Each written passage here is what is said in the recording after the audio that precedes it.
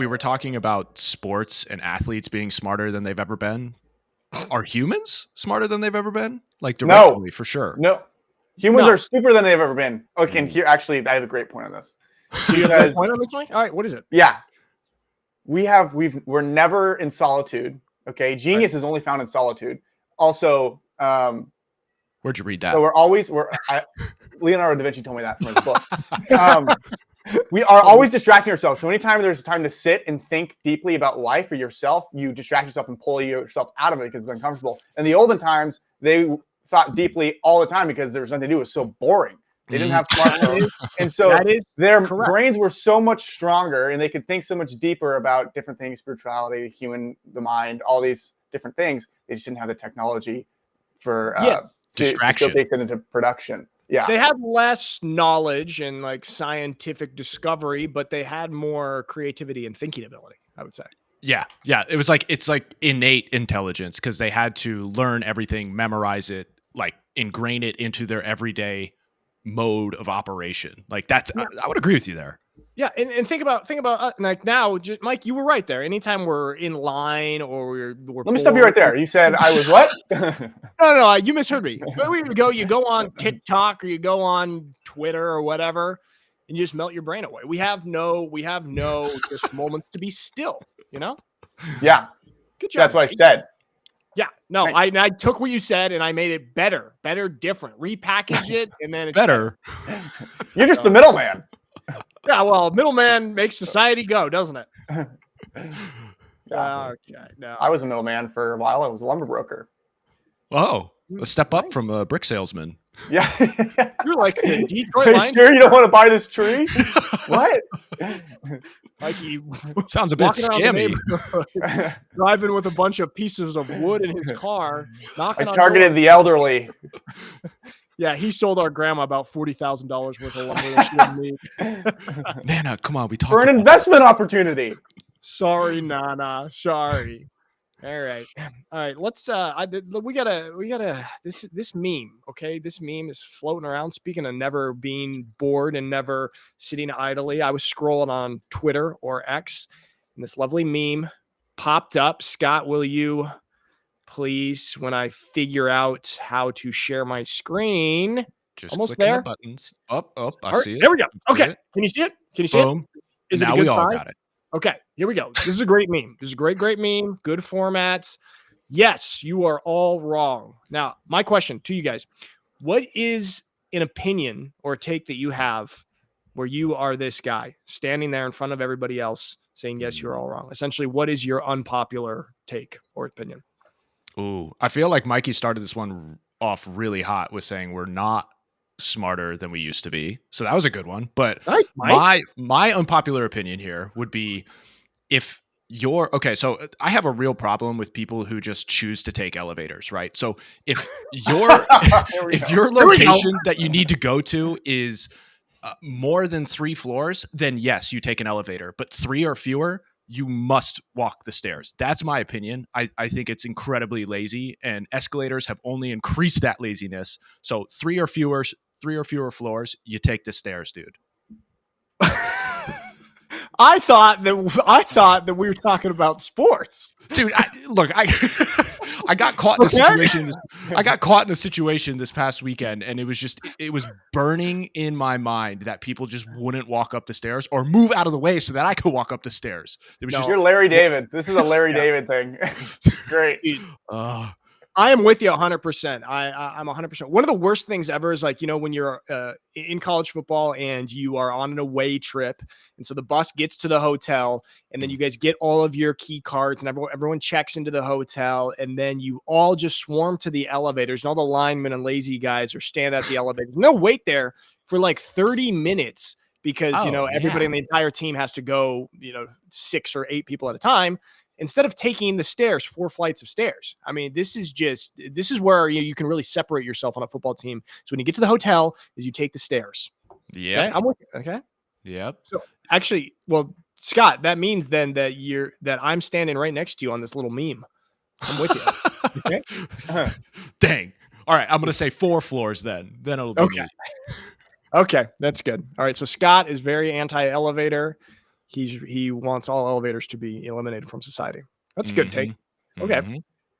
Well, mine is kind of more about sports. Do you think that's okay? That's fine. That's fine.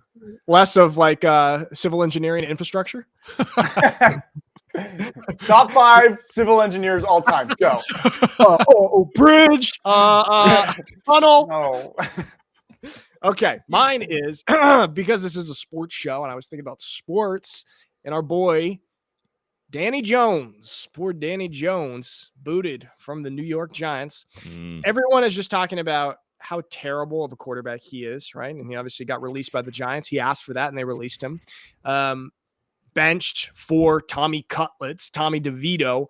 I think that Daniel Jones is actually a better quarterback than we are all making him out to be, and the perception is right now. And he is going to land on a new team, and he's going to have a career resurgence, very similarly to Geno Smith or Sam Darnold or our boy Baker Mayfield. I think that he does have the ability. Now, he's not one of the wildly talented quarterbacks in the NFL, like a Josh Allen or Patrick Mahomes, but I think he's competent and capable, and he has just suffered from being in a terrible, terrible environment.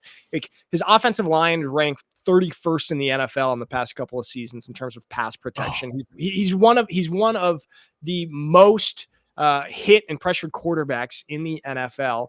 And anyway, like, look at Patrick Mahomes in that Super Bowl against the 49ers, or excuse me, was it against, I forgot who'd they lose to? Tampa Bay, where he had both of his starting tackles out. Mahomes didn't look good. So it's like, without offensive lineman protection, you can't get anything done. I think that we are also judging him based on his contract. Like, it's not Daniel Jones's fault that the New York Giants management is stupid and gave him way too big of a contract. Like, shout out to him and his agent for getting him that contract, but we are judging him based on the contract, when in reality, I think he's actually a solid quarterback and he's going to land somewhere. What do you think? Come on. I would, man, this one's hard because I want to agree with you. But there have been so many more cases where it's not the get back year or the get back time for another player. So you look at Carson Wentz, right? He got his second shot when he went to the Indianapolis Colts. And boy, was that a dumpster fire and a half, man. He just continued to turn the ball over. What he was doing at the Eagles, he did the exact same thing at the Colts. I just get the sense that Danny Jones, while he may seem like a good dude, and that was a great like exit speech that he gave, which he clearly rehearsed and nailed to a T. I love how he swallowed, and took some of the negativity onto him. But like, I don't know. I just get a sense that Danny Dimes, he might have run his course, and he'll definitely be a solid backup, but I don't think he's ever going to get back as a starting player. And if he does, it's not going to be the same sort of energy that, say, Sam Darnold is generating, because you hear about the teams that he's potentially going to. You got like the Raiders. He's looking at the Cowboys, and we know how both of those organizations have been run over the past since the early 2000s. So like, I don't know, man. I don't have high hopes for him, but I'm like super pumped that he got his bag, right? Because I couldn't care less about the Giants organization. They made a stupid decision, and we all saw it play out during Hard Knocks, as we've brought up multiple times. So that's the other thing is the Hard Knocks situation basically made all of us as sports fans perceive that the Giants chose chose Daniel Jones over Saquon, when I don't think it's that easy. You can't just compare it one to one. They're two different positions. You have to secure your quarterback before you secure the running back position. And so I think that our perception is just a little bit skewed. I'm not saying that he is, a top 16 quarterback, but I do think that he's a top 32 quarterback. I think he's a top 32 quarterback, that he could start in the NFL. And that's, our perception is just completely warped. I mean, what do you think? We felt like this with Sam Darnold when he left the Jets. We're like, oh, washed. What a waste. It's another New York situation. Can't handle the big markets. And then look at him now. Yeah, dude. Well, I mean, that goes to my point about like, it's the organization, right? He went under O'Connell over there at the Vikings, and they're absolutely crushing it because he's got a head coach who has an offensive mind, former quarterback in the same draft class as Joe Flacco. So like, still a young dude, can still like bring the energy, bring the same sort of like connectivity and the conversation and relationship within the locker room. So like, that situation, I think, is vastly different than those top programs or organizations that Danny Jones could go to. Like I said, the Cowboys. I mean, Mikey's been harping on it, how horrible that place has been. You got Jerry Jones's old timey fingers just stuck in the craw of that entire Don't organization. get me started. You'll hear me later. Yeah, and then like the Raiders too. Like this is just it. We've seen time and time again this whole situation just play over. And we're seeing it again in real time with like the Jets, and so I don't have high hopes unless he falls somehow into a situation where there's a solid organization behind him. And I mean, who knows? Maybe the Lions would be the best landing spot for him. Whoa, hey, how dare you disrespect Jared Goff like that? They've got the quarterback situation locked up. No, as a backup, man. As a backup. He's not going to be a backup. He's going to be a starter. Trust me. He's going to be a starter. Kid's a star. He's a star. Look at me. I'm impersonating his old agent. You know, it's a star. Hey, I have heard rumors, possibly because Brock Purdy's hurt right now. We don't know how serious it is. Rumors are floating around my apartment that he might land at San Francisco. Your apartment starter. Well, your my apartment. That's just you speaking to yourself. That's Nick loves rumors. He loves spreading rumors and gossip. It's the same way in high school. I won most likely to start a rumor at Jesuit High School in our superlatives. Oh my God. Actually, Scott, do you remember, and Mikey, do you remember what your superlative is when in the Jesuit yearbook? I do. What was yours? Mine was to have 10 or more kids. Really? Really? What are you, Michael Scott? I don't even know why that was one of them. Nice, dude. You're 1.5. You're one. You got one, and then another on the way. Another on the That's way, baby. cool. Wow, that is cool. My year, they canceled superlatives because it was offensive, so they took it out of the yearbook altogether. Oh my! I was so excited to see what I would get. Oh man, that is ridiculous. Of course they did. Wait, what year did you graduate high school, Mike? 2016. Oh yeah, that was right when it was starting. That was I got my equivalency. High school equivalency. Mikey got his GED. Yeah, that's right when things started to get really offensive, and you couldn't do superlatives. Bring back superlatives to United States high schools. I really want you, wait, before we get off this topic, I really want you to dig up that letter that was definitely sent, or that email that was definitely sent to the Jesuit community there, and we need to read it aloud here just to absolutely dunk on it, because that I can't imagine the language in that. Mike, I know. Yeah. I gotta find it. Find that in your old Jesuit email, please, so we can dissect that. Mine was most likely to lift. Pretty good, pretty damn good. Nick, hey, I was in the personality 1,000-pound club, highest power clean on the high school. You were in the 1,000-pound club, all right.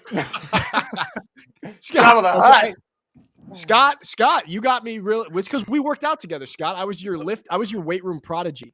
Oh, that's right, dude. I know. That summer I came back after what was it? Freshman year of college. Yeah, we hit it pretty hard. So hey, I'll take that win for myself as well. Yeah, there you go. Yeah, I was your high school lifting prodigy. So there we go. But I forgot how we got onto superlatives. We were talking about quarterbacks. But anyway, just to wrap up my point, Daniel Jones, he's better than everyone says he is. We are skewed in our perception. He will be a starter in this league. Mark my words, okay? Due to injury. Hey, what is a starter? He will be a starter. Yeah, due to injury. Due to an emergency, yeah. PLZ help organization. Help. That's still a start. All right, speaking of a guy this is the exact trajectory that our boy Daniel Jones is going to have. Baker Mayfield. Scott, will you throw this up, please? Yeah. Controversy surrounding Baker with this celly right here, where he hits the Tommy DeVito, Tommy Cutlets celebration. Okay, there it is right there. Beautiful. Really, really well done. But then we got to pop this up because like that's like just funny, right? I think that's funny. Okay. I'm going to pop this other thing up because he gets grilled by the reporters in the post-game presser about this. And it seems like they are trying to get to the point of saying like, oh, this was offensive. All right, hold on. Oh my gosh. Now they're here trying to protect Italians. Now that, this is like the Shane Gillis has a bit Whereas as like Italians are the last ethnic group that you can make fun of in polite society. It's like we're doing it on this show. We're calling Tommy DeVito Tommy Cutlets. Like that's pretty derogatory for us as Italian Americans, but it's okay. Sono Italiano. Yeah, there we go. All right, here, let me pop this up. Okay, and 30 seconds. There it is. That off with a kind of a whirling derby leap there in the end zone, and then I guess it was the DeVito celebration. Is that tribute to Tommy? Yeah, she's a good dude. She's got swag.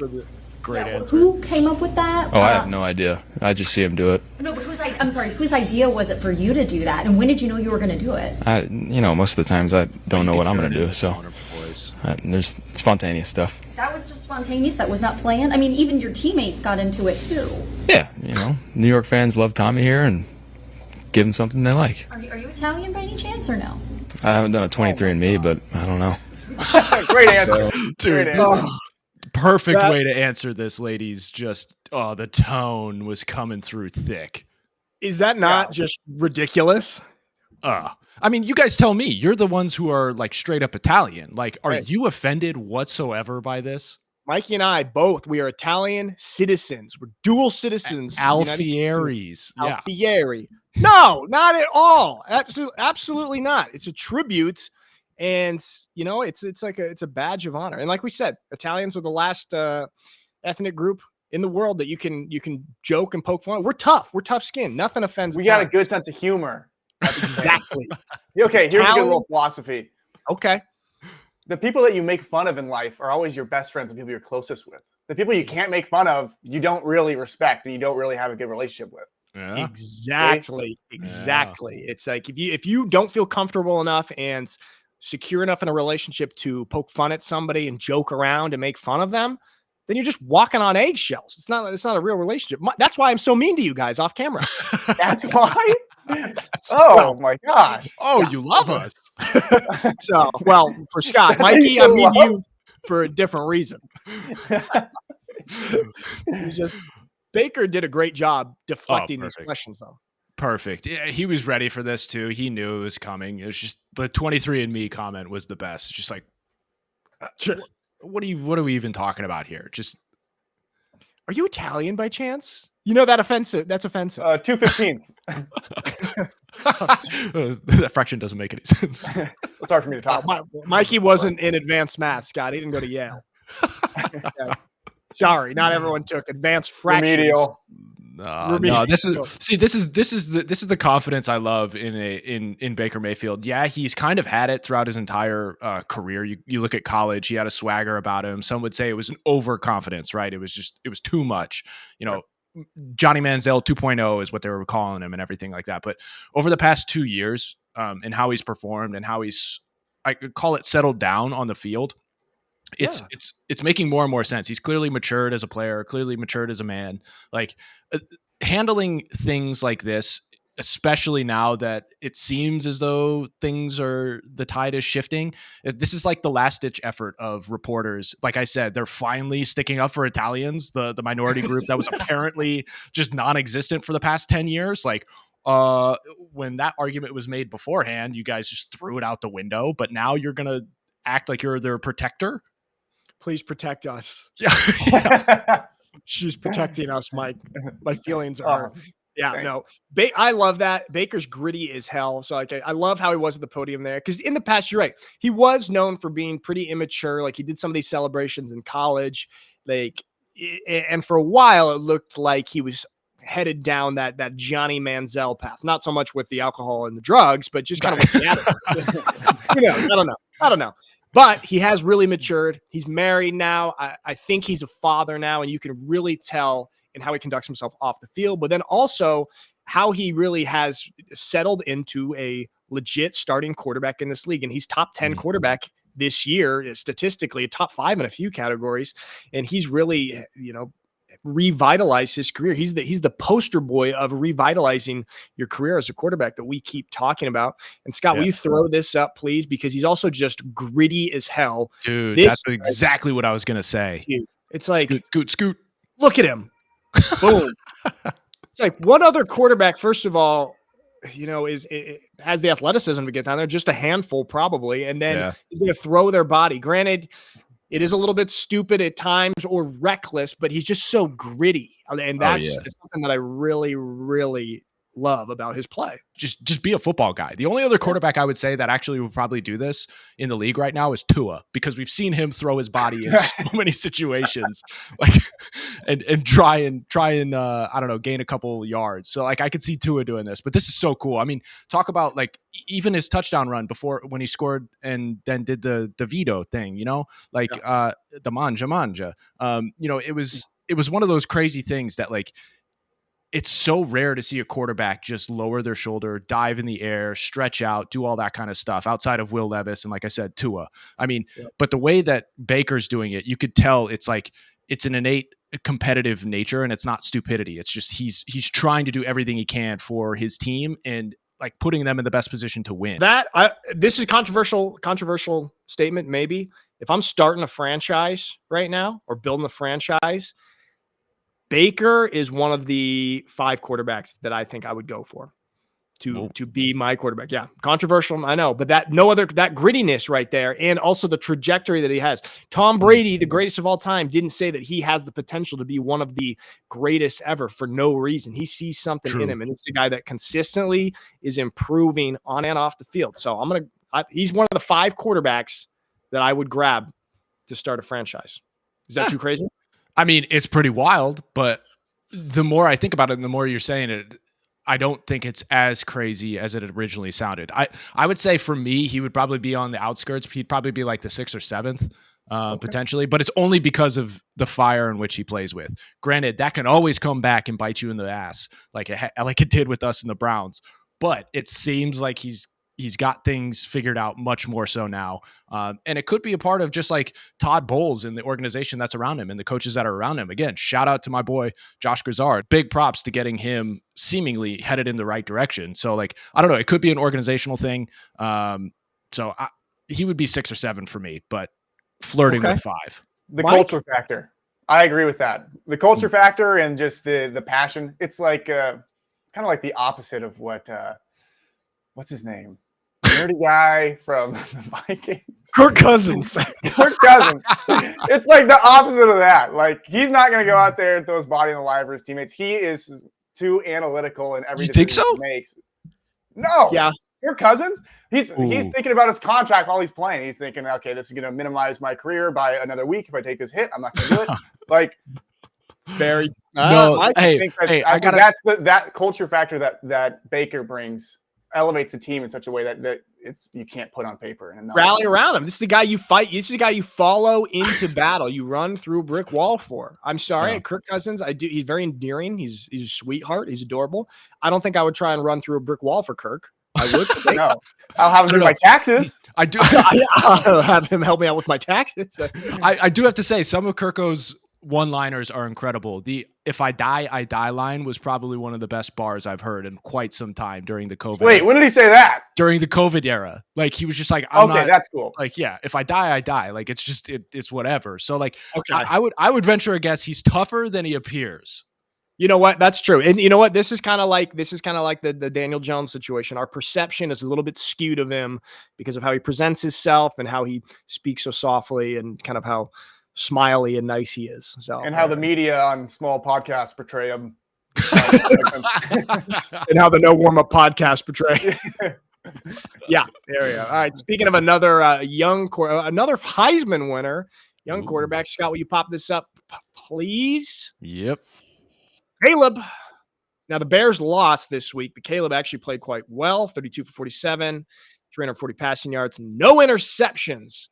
However, they could not come away with the win. So that's great. Congrats to him on that. However, there is just this play going around social media of what is possibly one of the worst sacks that we have ever seen. Here we go. There it is. All right, Caleb just hanging onto the ball. Just hang. This is like when you're playing backyard 7-on-7, pretending, no, you didn't get me. You didn't tag me. No. And then he just finally gets thrown down. Scott, as a quarterback, like how bad is this? I mean, you got to get rid of the ball. I mean, it's as simple as that. You have 2.8 seconds tops in order to make a decision and go with it. And for how athletic he is, like I get it. This new era of football, like with the athletes that are back there now, and the capabilities, there's always a tendency to elongate a play and stretch it out, because that only tires the DBs in the secondary more. So it gives opportunities for open windows and voids in the secondary for your receivers to take advantage of. But like at the same time, look, at such a crucial down in OT here, OT here in 27-27, like you have to be decisive. You cannot sacrifice this much yardage for the potential of a big play. I mean, you're 2nd and 9. That's still a doable down. If you get 5, maybe 6, like you can still capture that first down. So like, this is just a rookie mistake on Caleb's part. And it's something he's going to have to learn how to like maximize it, but also minimize the potential for these to happen. Like he's just going to have to find a way to play and win from the pocket, as opposed to trying to scramble to win, which I know is just vastly different from his usual performance, especially in college. Sorry. Yeah. I think that's the thing, is just him holding onto the ball too long. And I can't remember the stat that I came across, but essentially that, he's holding onto the ball on average one of the highest rates or average times in the NFL. However, let's not just bash on him completely, because he is showing some improvement. Check out these plays. If you'll throw this up, Scott, here's just a couple of his throws that were pretty impressive. And these are like the flashes that he showed in college at USC. This is why he was heralded as such a high kind of A+ prospect. It's because of plays like these two. So first here, zipping this in between the two defenders, like really tight window right there. Like that's impressive. And then I think this other one I'm even more impressed with. Let's say this is just the replay. That's legit. Here, this one, the second one, where he throws on the move like this. So like there's a good example, I think, of using your legs Dang. For sure to extend the play and not just dancing around hanging on to it, right? Yeah, for sure. I mean, that situation was vastly different than the one previous. Like the pocket was still intact for him to make a decision and run with it, right? Literally run with it if it came down to that. But that play right there was different, because he was getting chased. There was a breakdown already. I didn't see the top of the play, but I don't know if it was an edge rusher or anything like that. So like he had to get out of there, because he didn't have that 2.8 seconds to get rid of the ball. So that's where his athleticism should come through. But that's why I say he needs to learn how to win from the pocket, set his feet, just get used to the pressure. And I know he's a smaller dude, so sometimes he has to kind of move around in order to find openings. But at the same time, like, I don't know, it's hard to say that that's a necessity when you had guys like a Drew Brees in the past who absolutely lived in the pocket, and he was 6 foot at best and like statistically dominated the NFL. So it's tough. Granted, he wasn't as gifted as Caleb, so athletically. Speaking of Drew Brees, his old coach has got another rookie quarterback playing at a damn high level. Scott, will you pop this one up? Moving on from Caleb. So, all right, Caleb is right in the middle here. Sorry, at the bottom end of these quarterbacks, rookie quarterbacks who have most games this season with 200 plus pass yards, 2 or more passing touchdowns, and no picks. Bo has the most. He's got 5. Whoa. Followed by Jaden Daniels, then Caleb, and then Drake May. Bo Nix is really these last few weeks. I mean, in the start of the season, we were all over Jaden Daniels. The Commanders were coming out hot. They've since cooled off a ton. And Bo did not start off well, but he has been so hot these last 7 or so weeks. Yeah. What do you think? Why do you think that he's having so much success now? Is much of it due to Sean Payton and the coaching? Dude, yeah, 100%.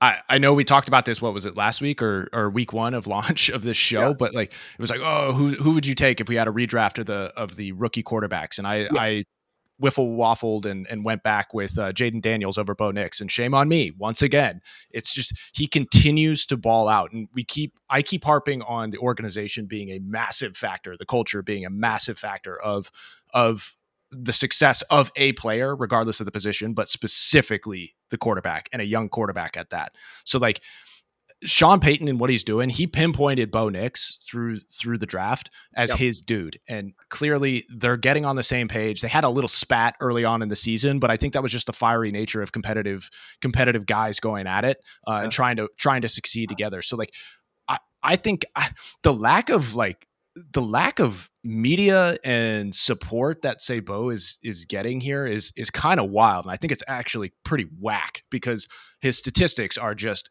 exponentially better than the other guys here on this list. And I mean, Jaden Daniels is balling out, sure, but Bo's doing it at an exceptionally high level. I think the trajectory also was super interesting. Like Jaden started hot, and this is like classic Cliff Kingsbury offenses. We talked about it a couple. Cliff Kingsbury, incredible in September and like the first half of October, then collapsing, and Jaden Daniels is kind of following that pattern. Will you throw this up, please, Scott? So this is just Bo over the last 9 games.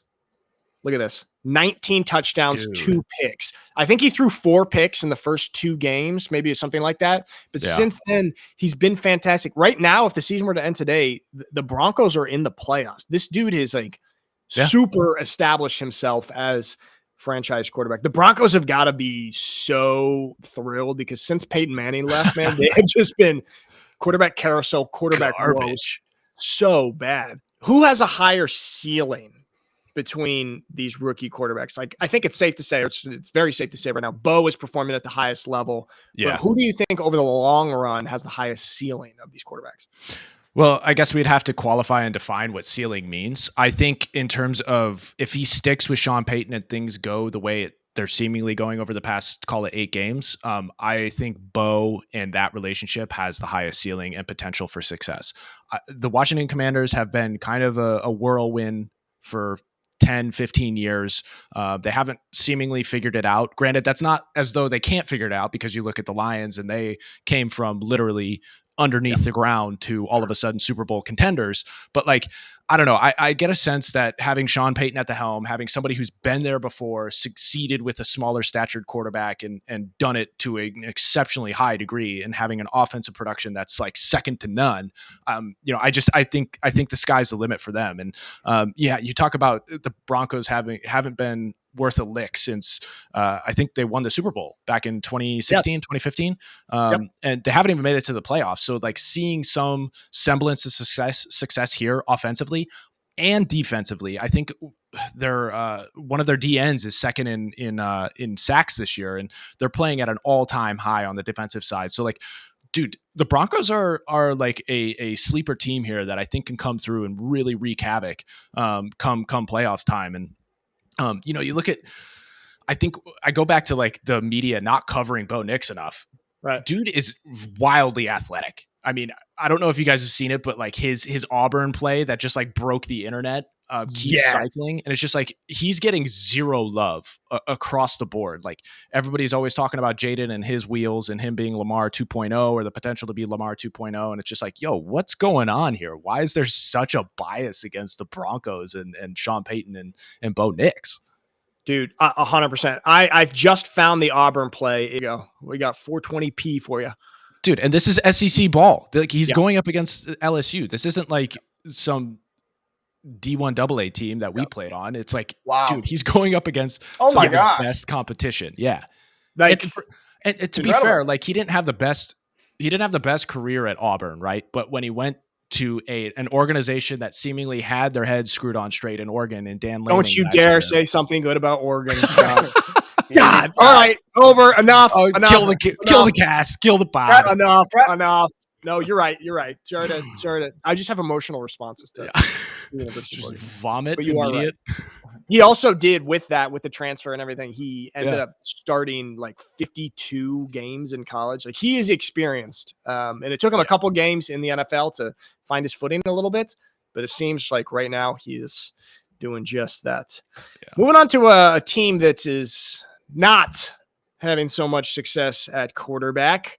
The Dallas Cowboys played against Washington Commanders. They actually, with Cooper Rush, because Dak is out, made their way and fought and got to overtime where they ended up blowing it. And Mikey, I believe you have prepared a presentation for the class in Mikey's marvelous minute. Take it Here we away, go. Mike. Okay. Let me set the stage. Cowboys versus Commanders. Cowboys up 27-20. The Commanders are on their 15-yard line. There's 30 seconds left. All the Cowboys have to do is don't blow it. That's it. That's actually the play they call on defense. Is that don't blow it. Ready, break. And then what do? They do typical Cowboy fashion, and they do their pendulum swinging of the games and of plays like they do that we saw last week. And they let Jaden Daniels throw a bomb in an 80-yard touchdown for the Commanders to come up 26-27. Okay, they've blown it. Cowboys have blown it. But wait, there's more. Commanders go for the extra point. Okay, they kicking their PAT. They miss it. Apparently, they pull the Cowboys, if you will. Now they're forced for the onside kick. Here's what they do. They try to kick it down the middle. They try to get the ball. They have 20 seconds left to try and score. Number 30 for the Cowboys, front line. He's on the front line of the hands team. This is an intense position. It's like in Vietnam, the guys who went down the tunnels with the flashlight and the pistol. Same caliber character. What do you think about that comparison? Good. Perfect. Okay. Snatches the ball off the bounce, returns it for a touchdown, seals the win for the Cowboys. An amazing clutch performance by the Cowboys to actually hold it off after they tried to lose. They tried their best to lose. They tried to blow it, but they came back and won. All that is to say, it's amazing what the Cowboys can do when they don't have the sun in their eyes. Gary, okay? Give them some sunglasses. The Cowboys are cool now. Snip, snap, snip, snap. This is how they've been playing, back and forth, pendulum swing. And they just like the volatility. There we go. Amazing. Nice. Michael. Okay. Thank you.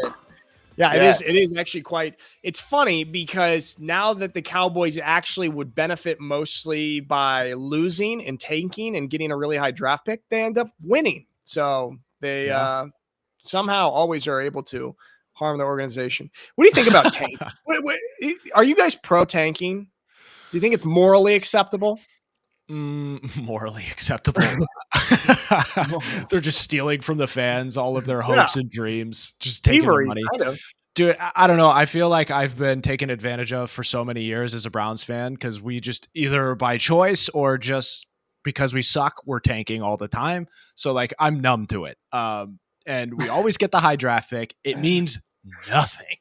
You guys make the worst draft picks, dude. Johnny Manziel, dude. No, I mean, like, look at it. Like, I think organizations are built culture. I keep harping on that from the coach top down. The GM also has to be a part of that, right? And they're the ones who go out and get draft picks. But they're also the ones who need to start building out organizations from those who have already been through the ringer and already been through like the fires of the NFL and been molded and have had success at certain areas, certain positions and certain organizations, and bring those guys in. F the picks, man. Build from the ground up with dudes who have been there and played before. That is my take. And I don't even know if that answers your question. I agree with that because it's the same thing as coaches just relying on transfer portal and having building a culture. It's the antithesis of the Nick Saban approach of building from within. Yeah. You know what? You guys might be onto something. F the picks, huh? Yeah. The picks. Like develop from within and with the pieces that have already proven and have been in the NFL and not the ones that have quote unquote potential. Like, yeah, obviously you have to develop those people because drafts occur and you have and want to like maximize the potential there. But like get the dudes who have been there and done it, regardless of them being free agents or been cut or anything like that. They still have a different sort of grit and knowledge of the game than say a nascent college player coming into the NFL. Scott, this is what Coach Fentz was so good at. This is his whole philosophy. We'd have big recruits come in the receiver room, whatever, and he would constantly say to everybody, I don't F with potential. I don't care what kind of potential you have. Doesn't matter. What are you doing today? Yeah. What have you done for me lately? Don't fall in love with potential. Oh, that's good. I like that. This is the coach who was one of the receiver coach at Yale, right, Scott? Yeah. Kafense. He's absolute dog, dude. He like talk about a culture builder and the guy that has like the right approach to the game and the right approach to the locker room. Like that's the perfect example. It's like you got to prove each and every day that you, one, belong, and two, that you belong to get, or you deserve to get burned on the field. And like when you start losing that element of the locker room and the team, and people are like entitled to their position and their starting spot, then things crumble, and that's where the cancers start to metastasize. Entitlement. What a word. Entitled to a starting spot. Doctor? Yes, metastasize. I was going to say that. I was just going to say the exact same thing. Lastly, because we got to move on to college football. Last thing, though, Scott, will you please put this up? You see how nicely I asked that? Yes. You know what? You got in my head because you said thank you for me saying please all the time. And now I am making sure, like, really carefully that I say please all the time. So I don't want to be mean. So reverse psychology. I made sure you wouldn't be mean by saying thank you. Yeah. Well, there you go. Thanks. Here. Gibbs was called for an unsportsmanlike penalty on this touchdown run. Check this out. This is so mild. Take a look. Audio. There we go. Okay. Yeah, dude, look at this. He's just looking at him. And he got thrown for an unsportsmanlike. This is oh my gosh, absolutely ridiculous. Like, I know we have to have some sort of standards when it comes to taunting. You can't do ridiculous things, but this is so soft, and this seeps out into broader society. This is kind of goes back to the stuff that we were talking about, like Mikey with the superlatives being banned in high school. Because like, oh, this defensive player is so offended that you looked at him that we have to protect his feelings and throw this flag. It's like, what are we doing? This is football. This is America. This is the NFL. And of all the things, of all the celebrations we've seen so far this year, and granted, there have been some really creative ones, the stand on the head, the Trump dance, like all that kind of stuff.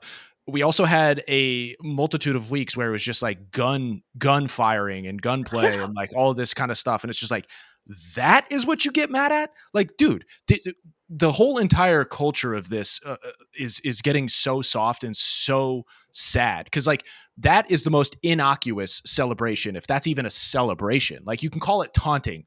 Okay. I mean, in the most like basic sense, like, yeah, how dare you look at a man? Like, don't you dare do that. Don't make eye contact with me. This is turning into the NBA. Like we saw Russell Westbrook get teed up last week for just looking at a dude. Like, what are we doing here with sports? It's essentially the exact same as that technical right there. As a defender who has missed a tackle like this and had a running back run into the end zone, however, I would feel really, really sad if the running back looked at me like that. So you know what? You should feel sad. This is like taking away bullying. Bullying is good for people a lot of the time. If you take away bullying, you're gonna have no cool kids. Same thing here. Same philosophy here. It's also the old adage, like if you don't want them to do that, don't let them, right? So make the tackle. Like that's the only way you can stop that. If you had superlatives, Mike, at your high school years would have been most likely to be the class bully. No, I was getting shoved into lockers. I got my lunch points stolen from me.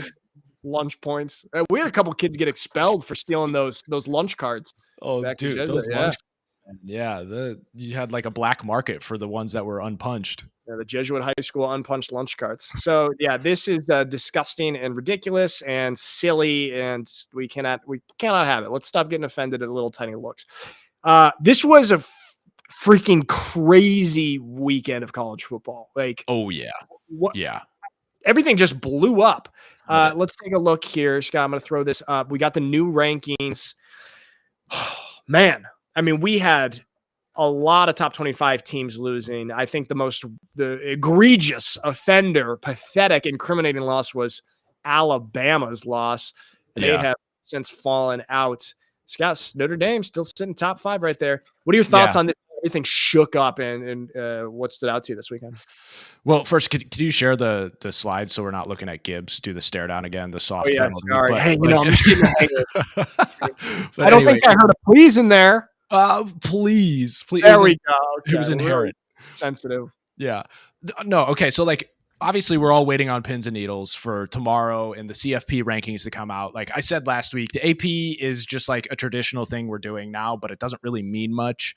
I mean, it's cool to see Notre Dame in the top 5. Like they spanked Army, who at least up to this past weekend was a formidable opponent and difficult. But I mean, it is kind of wild to see the Big Ten still dominating the top 5 here with 3 teams. You know, I still think, even with IU losing to Ohio State this past weekend, I still think they're better than a lot of other teams. So like I saw the memes going out there in the breakdowns of Alabama and their losses. Like they lost to Vandy, a 6-5 team, I believe. They lost to this past weekend to another 6-5 team. It's just like Oklahoma. Like Oklahoma is a shadow of what they once were whenever they made the switch to the SEC this past year. Like, you know, to make the argument that IU doesn't deserve to be in the playoff over, say, an Alabama, I think is falling a little flat this year in ways that it probably wouldn't have in other years.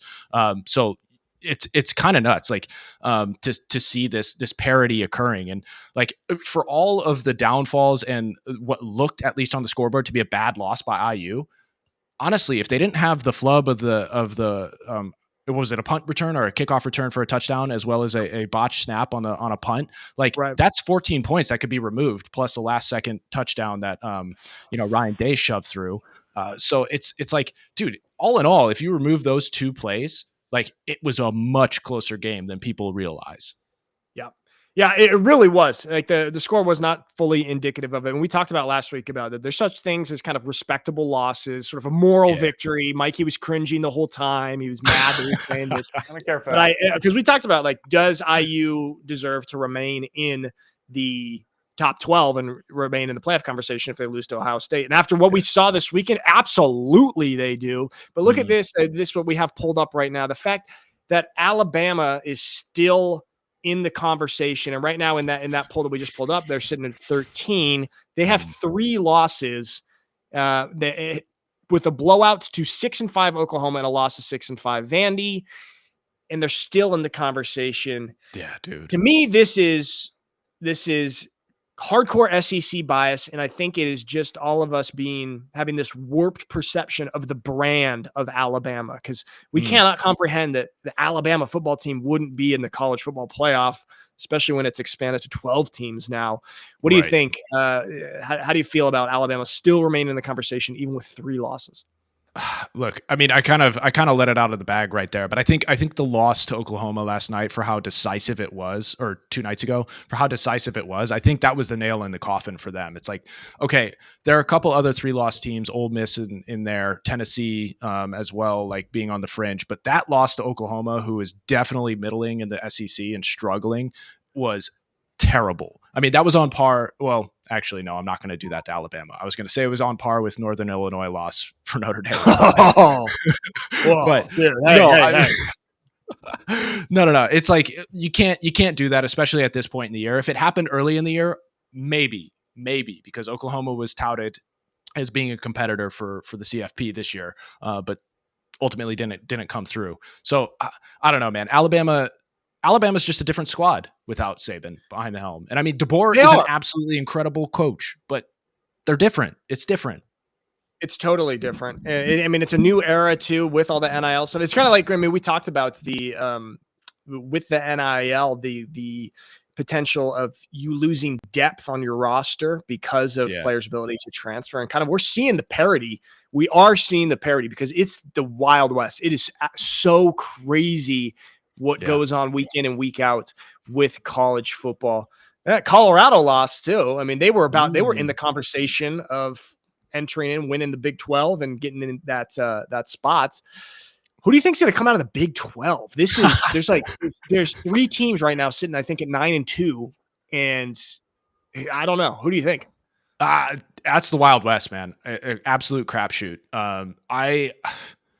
I honestly can't even choose a team. I mean, but going back to the Colorado loss, one thing I have to do is give a shout out to Deion Sanders for the way in which he approached his team and spoke to his team after that loss. True. The way he was like, yo, we were drunk with success, and that was what our downfall was. Like we were feeling ourselves too much. And I think the word he used was like, we were smelling ourselves too much. We were smelling our success too much, or something like that, whatever that means. But the sentiment of it was absolutely spot on. And I love that leadership coming from him, because I get the sense that he was like, yo, he's the dude with the ultimate confidence because he's proven it on the field. But I get the sense that he was kind of talking to his kid, Shedeur, and being like, yo, man, like this kind of falls on you. Like, obviously, me as a coach, and I will take the blame publicly. But at the same time, if you're going to develop into the player that you can and will be potentially, you got to be able to look at this and be like, hey, this is on me. We cannot let this happen. So like big shout out to Deion for approaching it in the way that he did. But like, dude, I like that a lot. Here, I have it right here. Will you throw that up, please? I have this.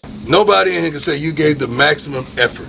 You gave it all you could. It's nobody. And you see the result.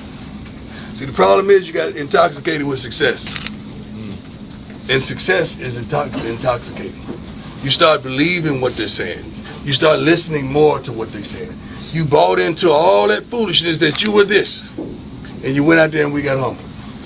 Yeah. Coaches, players, everyone, we went out there and got humbled. But it is what it is. Where do you go from here? Where do you go from here? Like, where do you go from here? That's the critical thing. What do you do with this moment? What do you glean from this moment? What do you learn from this moment? Where do we go from here? Because this moment just ain't about football. This is about life. And this is a tremendous life lesson. Yeah. Let's learn from it. Let's learn from it and grow from it. The question is, guys, I'm going to ask you one last time. Where do you go from here? There we go. Yeah, so I think that a lot of respect to Deion for that, because of course he does have all this flash. He's on so many commercials. He does love to be in the spotlight. It's Deion freaking Sanders. But I think his purpose and like the messaging that he really believes it, and he's actually about it. He's actually about leading these young men. And then with the speech right here, I love what he says. Like, this is not just about football. This is about life. This goes out into your lives outside of football. And I do really admire the message that he says. Sometimes I get annoyed, I think, with his method a little bit and the flashiness, but he always, somehow when I get annoyed by him, he always somehow brings me back with something like this. I'm like, okay, deep down, I do like what Deion is doing. And so I really appreciated that.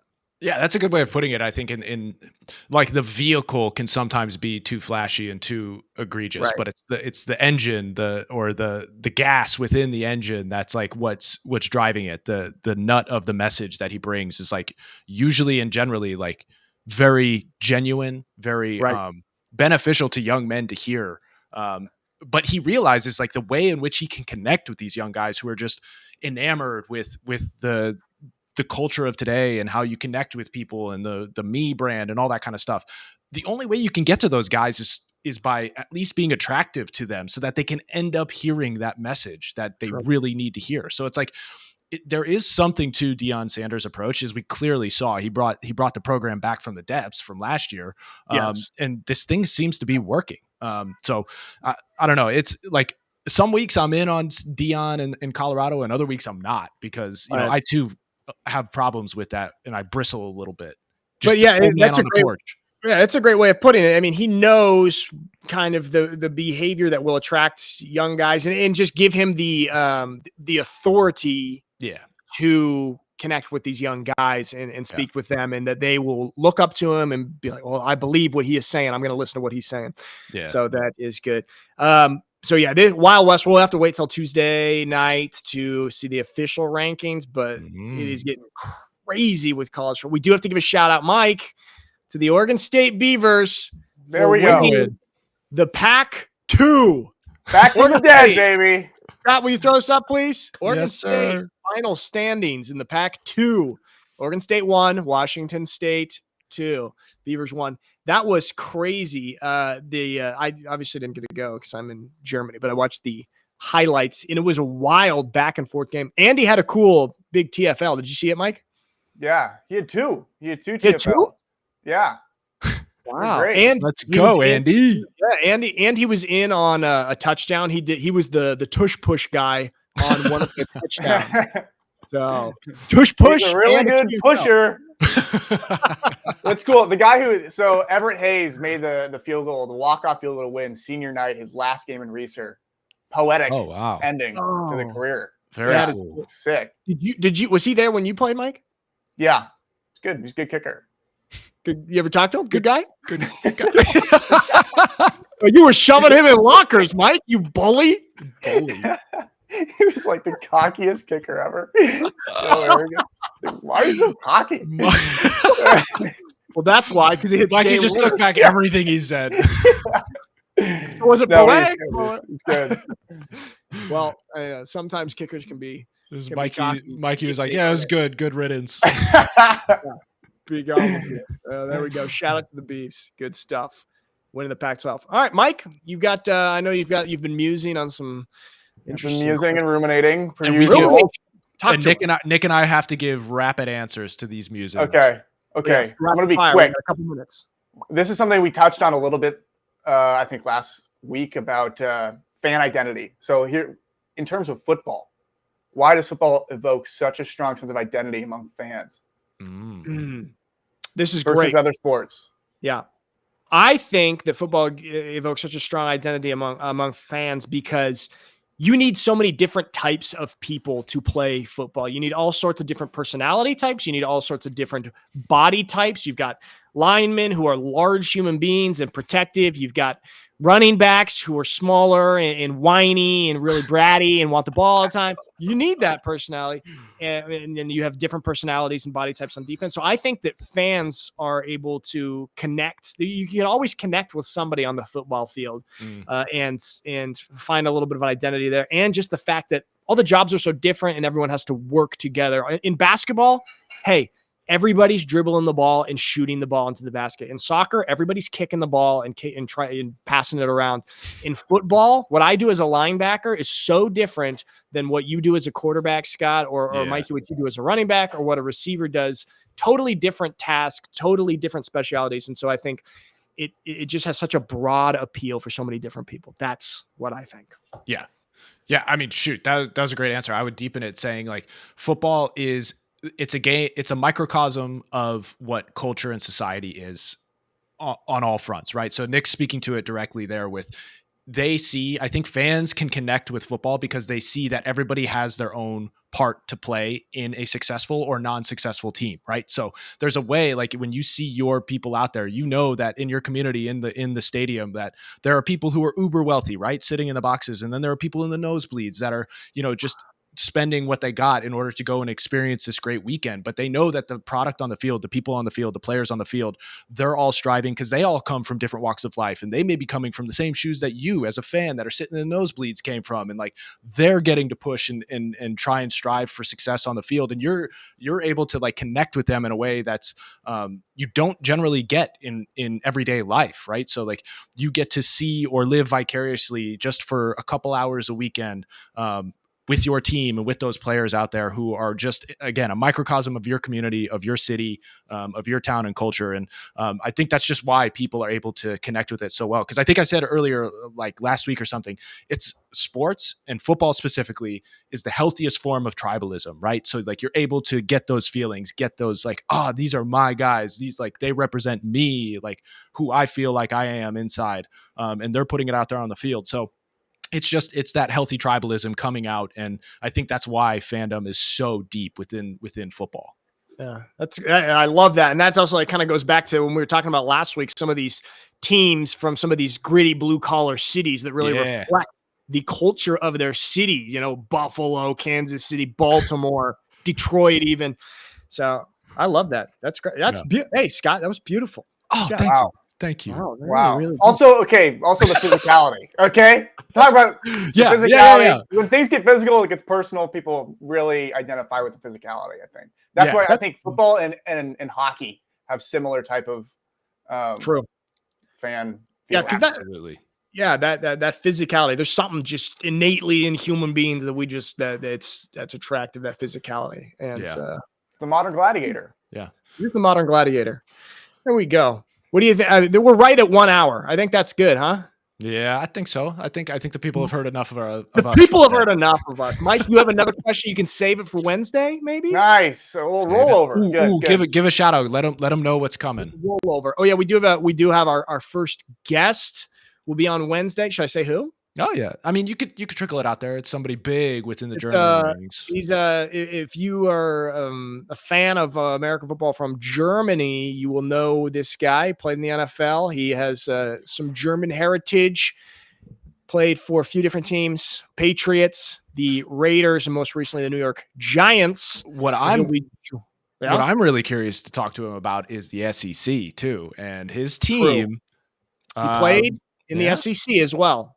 So he played football in Germany and then college football in the States, and then obviously in the NFL. He also played in the German football league after college, before he went to the NFL, and I played against him. So I'm excited to talk to him about that too. Yeah. So he'll be on Wednesday. So there we go. All right, guys, good stuff. Cool. See you then. Peace.